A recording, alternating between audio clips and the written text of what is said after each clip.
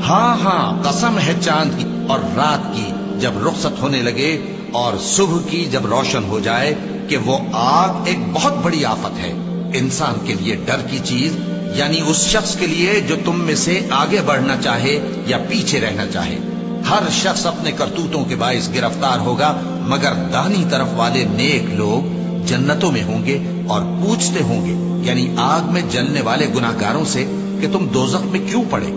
وہ جواب دیں گے کہ ہم نمازیوں میں شامل نہ ہوئے اور نہ ہم فقیروں کو کھانا کھلاتے تھے اور ہم بحث کرنے والوں کے ساتھ مل کر بحث کرتے تھے اور روز جزا کو جھٹلاتے تھے یہاں تک کہ ہمیں موت آ گئی۔ تو سفارش کرنے والوں کی سفارش ان کے حق میں کچھ فائدہ نہ دے گی۔ ان کو کیا ہوا ہے کہ نصیحت سے روگرداں ہو رہے ہیں؟ گویا گدھے ہیں کہ بدک جاتے ہیں جو شیر سے ڈر کر بھاگ جاتے ہیں۔ اصل یہ ہے کہ ان میں سے ہر شخص یہ چاہتا ہے کہ اس کے پاس کھلی ہوئی کتاب آئے۔ ایسا ہرگز نہیں ہوگا۔ حقیقت یہ ہے کہ ان کو آخرت کا خوف ہی نہیں۔ کچھ شک نہیں کہ یہ قرآن نصیحت ہے، تو جو چاہے اسے یاد رکھے، اور یاد بھی تبھی رکھیں گے جب اللہ چاہے۔ وہی اس لائق ہے کہ اس سے ڈرا جائے اور وہی معاف کرنے والا ہے۔